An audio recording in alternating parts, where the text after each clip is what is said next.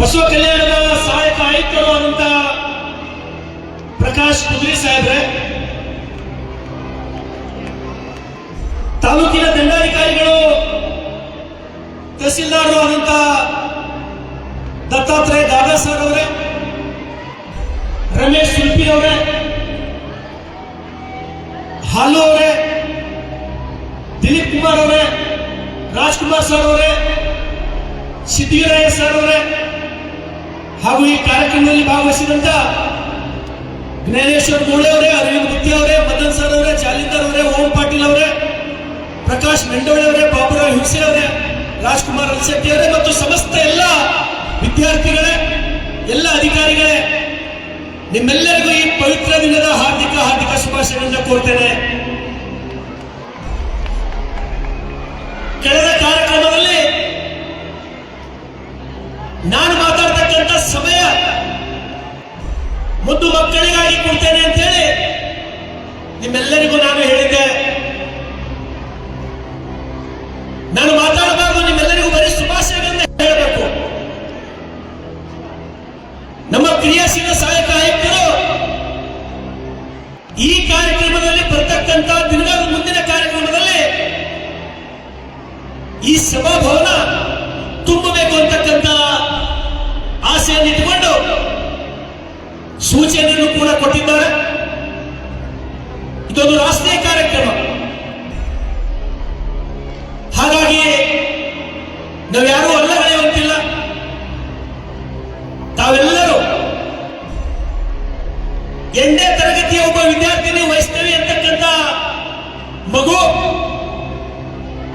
ಇನ್ನೊಬ್ಬ ಮಗು ರುದ್ರಾಕ್ಷ ಅಂತಕ್ಕಂಥ 4ನೇ ತರಗತಿಯ ಮಗು ಈ ದಿನದ ಕುರಿತು ನಿರಂತರವಾಗಿ ಮಾತನಾಡಿದ ತಾವೆಲ್ಲರೂ ಕೇಳಿದ್ದೇವೆ. ಬರೀ ಅವರಷ್ಟೇ ಮಾತಾಡಬೇಕಂತ ಹೇಳಿ ನನ್ನ ಉದ್ದೇಶ ಇಲ್ಲ. ಇಲ್ಲಿ ಪ್ರತಿಯೊಬ್ಬರು ಕೂಡ ಯಾವ ರೀತಿ ವೈಷ್ಣವಿ ಮಾತನಾಡಿದ್ರು, ಯಾವ ರೀತಿ ರುದ್ರಾಕ್ಷ ಅಂತಕ್ಕಂಥ 4ನೇ ತರಗತಿಯ ಮಗು ಆ ರೀತಿ ನಿಂತು ನಿರಂತರವಾಗಿ ಮಾತನಾಡ್ತಾ ಅಂದ್ರೆ ಇಲ್ಲಿ ನಾವೆಲ್ಲರೂ ಕೂತ ಮಾತನ್ನ ಕೇಳಿದ್ದೇವಲ್ಲ, ನಾವು ಇವತ್ತಿನಿಂದ ಹೋಗಿ ಮನೆಯಾಗ ಪ್ರಾಕ್ಟೀಸ್ ಮಾಡಬೇಕು, ನಾವು ಓದ್ಕೋಬೇಕು. 17 ಸೆಪ್ಟೆಂಬರ್ ಅಂದ್ರೆ ಏನು, 15 ಆಗಸ್ಟ್ ಅಂದ್ರೆ ಏನು, 26 ಜನವರಿ ಮಹತ್ವವೇನು, ಆ ಮಕ್ಕಳು ಬಹುತೇಕ ಎಲ್ಲರೂ ವಿವರವಾಗಿ ಹೇಳಿದ್ರು, ತಾವೆಲ್ಲರೂ ಕೇಳಿದೆ. ನನ್ನೆಲ್ಲ ಶಿಕ್ಷಣ ಇಲಾಖೆಯ ಅಧಿಕಾರಿಗಳಿಗೆ ಸರ್, ಬರೀ ನಾವು ಈ ದಿನ ಅಷ್ಟೇ ಅವರಿಗೆ ಮಕ್ಕಳಿಗೆ ಅವಕಾಶ ಕೊಟ್ಟರೆ ಸರಿ ಹೋಗಲ್ಲ. ಪ್ರತಿಯೊಂದು ಶಾಲಾ ಕಾಲೇಜುಗಳಲ್ಲಿ ಈ ರೀತಿ ಅವಕಾಶ ಕೊಟ್ಟರೆ ಮಾತ್ರ ಮಕ್ಕಳಲ್ಲಿ ಇರ್ತಕ್ಕಂಥ ಪ್ರತಿಭೆಯನ್ನ ನಾವು ಹೊರಹಾಕಬಹುದು. ನನ್ನೆಲ್ಲ ಬಸವ ಕಲ್ಯಾಣದ ಸಮಸ್ತ ಎಲ್ಲ ಶಾಲಾ ಕಾಲೇಜಿನ ಮಕ್ಕಳಿಗೆ ತಾವು ಪ್ರತಿಯೊಬ್ಬರು ನಿರಂತರವಾಗಿ ಈ ರೀತಿ ಮಾತನಾಡತಕ್ಕಂಥ ಕಲೆ ನಿಮ್ಮೆಲ್ಲರಲ್ಲಿ ಬೆಳೆಸಬೇಕು ಅಂತಕ್ಕಂಥದ್ದು ನನ್ನ ಉದ್ದೇಶ. ನಾವು ಬರೀ ಅವರಿಗಷ್ಟೇ ಅಲ್ಲ, ಮುಂಬರುವ ದಿನಗಳಲ್ಲಿ ಎಲ್ಲರಿಗೂ ಅವಕಾಶ ಕೊಡ್ತಕ್ಕಂಥ ಕೆಲಸ ನಾವು ಮಾಡ್ತೇವೆ. ನಾವೆಲ್ಲರೂ ಸೇರಿ ಈ ಶ್ರೇಷ್ಠನೆಲ್ಲ ಬಸವ ಕಲೆ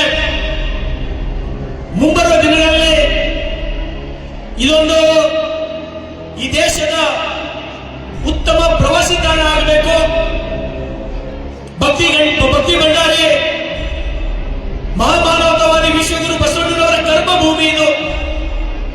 ಇಡೀ ಜಗತ್ತಿನ ಜನ ಬಸವ ಕಲ್ಯಾಣದ ಕಡೆ ಓಡಾಡಿ ಬರಬೇಕು, ಅಂತ ಬಸವ ಕಲ್ಯಾಣವನ್ನ ಕಟ್ಟಬೇಕು ಅಂತಕ್ಕಂಥ ಕನಸನ್ನ ಇಟ್ಕೊಂಡು ನಾವು ನೀವೆಲ್ಲರೂ ಆ ಕೆಲಸ ಮಾಡಬೇಕಾಗಿದೆ. ಹಾಗಾಗಿ ವಿದ್ಯಾರ್ಥಿಗಳೇ, ಇಲ್ಲಿ ಎಷ್ಟೋ ಜನ 8ನೇ 9ನೇ 10ನೇ ಮಕ್ಕಳೆಲ್ಲರೂ ಇದ್ದೀರಿ. ನಿಮಗೆಲ್ಲರಿಗೂ ಆ 4ನೇ ತರಗತಿಯ ಅವ ಬಹುತೇಕ ಒಂದು ವೇಟ್ ಒಂದು 30 ಕಿಲೋನು ಅದನ್ನು ಇಲ್ಲ, ಅವನು ಲೆಸ್ ದೆನ್ 30 kg ವೇಟ್ ಅವನು. ಬಟ್ ಮಾತಾಡ್ತಕ್ಕಂಥ ಮಾತುಗಳು ನಿಮ್ಮೆಲ್ಲರಿಗೂ ಗೊತ್ತಿರಲಿ, ಈ ಜಗತ್ತಿಗೆ ಆಡ್ತಕ್ಕಂಥ ಶಕ್ತಿ ಜ್ಞಾನಕ್ಕೆ ಮಾತ್ರ ಇರೋದು. ಈ ಜಗತ್ತೇ ಆಳ್ಬೋದು ಜ್ಞಾನ ಇದ್ದರೆ ಮಾತ್ರ. ಅದು ತಾವೆಲ್ಲರೂ ಕಿವಿಯಲ್ಲಿ ಇಟ್ಕೋಬೇಕು.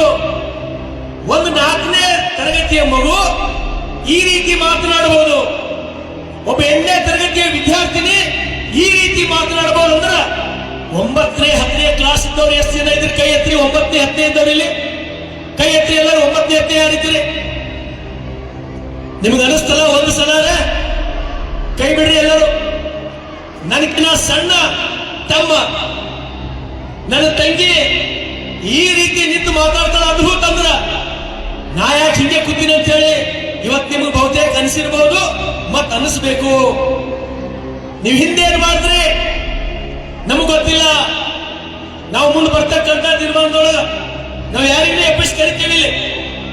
ನಾವು ಯಾರಿಗೊಬ್ಬರಿಗೆ ಎಬ್ಬಿಸಿ ಕರೆದು ಬಂದು ಮಾತಾಡಕ್ ಪ್ರಾರಂಭ ಮಾಡ್ಬೇಕು. ನೀವು ಬಹಳ ಜಾಸ್ತಿ ಟೈಮ್ ನಿಮಗೆ ನಾವು ಕೊಡಲ್ಲ, 2 ನಿಮಿಷ ಟೈಮ್ ಕೊಡ್ತೀವಿ. ನಾವು ಮುಂದಿನ ಎಲ್ಲರ ಕೆಳಗಿರುವ ಶಿಕ್ಷಕರನ್ನು ಕೂಡ ಇದು ವಿನಂತಿ ಅದ. ನಾವೊಂದು 20 ನಿಮಿಷ, ನನ್ನ ಭಾಷಣದ ಅವಶ್ಯಕತೆ ಇಲ್ಲ. ನಾವು 10 ಹುಡುಗರಿಗೆ ಬಂದು 2 ನಿಮಿಷ ಟೈಮ್ ಕೊಡ್ತೀವಿ. ಒಬ್ಬ ಯಾರಿಗೆ ಕರಿತೇವೋ ಗೊತ್ತಿಲ್ಲ, ಒಬ್ರಿಗೆ ಬಟ್ಟು ಮಾಡ್ತೀವಿ. ನಾವು ಅವ್ರ ಎದ್ದು ನಿಂತು ಬಂದು ಮಾತಾಡ್ಬೇಕಿಲ್ಲ. ನಾವು ಯಾರಿಗೆ ಒಬ್ರಿಗೆ ಬಟ್ಟು ಮಾಡ್ತೇವೆ ಈ ಲೈನ್ ಇಷ್ಟನೇ ವಿದ್ಯಾರ್ಥಿನಿ ಅಂದ್ರೆ ಬರ್ಬೇಕು, ಚಿನ್ನ ಮಾತಾಡ್ಬೇಕು. ನೀವೇನು ತಪ್ಪು ಮಾತಾಡಿದ್ರೆ ನಿಮ್ಗೆ ಯಾವುದೇ ಶಿಕ್ಷೆ ಇಲ್ಲ. ನೀವು ಹೆಂಗನು ಮಾತಾಡ್ರಿ, ಯಾವ ರೀತಿನೂ ಮಾತಾಡ್ರಿ, ಆದ್ರೆ ಯಾವ ಕಾರ್ಯಕ್ರಮಕ್ಕೆ ಬಂದಿರಿ ಅಂತಕ್ಕಂಥ ನಿಮ್ಗೆ ಗೊತ್ತಿರಬೇಕು. ನಾನು 15th ಆಗಸ್ಟ್ ಬರೀ 2 ನಿಮಿಷ ಮಾತಾಡಬಹುದು, ಬರೀ 2 ನಿಮಿಷ. ಹಾಗಾಗಿ ಶಿಕ್ಷಣ ಇಲಾಖೆಯಲ್ಲಿ ಒಂದು ಹೊಸ ಕ್ರಾಂತಿ ತರುವ ನಿಟ್ಟಿನಲ್ಲಿ ನಾವು ಏನೋ ಒಂದು ಪ್ರಯತ್ನ ಮಾಡ್ತಾ ಇದ್ದೀವಿ. ನಮ್ಮೆಲ್ಲ ಕ್ರಿಯಾಶೀಲ ಅಧಿಕಾರಿಗಳ ಜೊತೆ ಬಸವ ಕಲ್ಯಾಣದ ಈ ಭೂಮಿಯಲ್ಲಿ ಹೊಸ ಬದಲಾವಣೆಯನ್ನು ನಾವು ತರೋಣ, ಬಸವ ಕಲ್ಯಾಣದ ಅಭಿವೃದ್ಧಿ ಮಾಡೋಣ ಅಂತೇಳಿ ಮತ್ತೊಮ್ಮೆ ತಮ್ಮೆಲ್ಲರಿಗೂ ಈ ಪವಿತ್ರ ದಿನ, ಶ್ರೇಷ್ಠ ದಿನ, ಗಣರಾಜ್ಯೋತ್ಸವದ ಹಾರ್ದಿಕ ಶುಭಾಶಯಗಳನ್ನು ಕೋರಿ ನನ್ನೆರಡು ಮಾತು ಮುಗಿಸ್ತೇನೆ. ತಮ್ಮೆಲ್ಲರಿಗೂ ಶುಭವಾಗಲಿ. ಧನ್ಯವಾದಗಳು.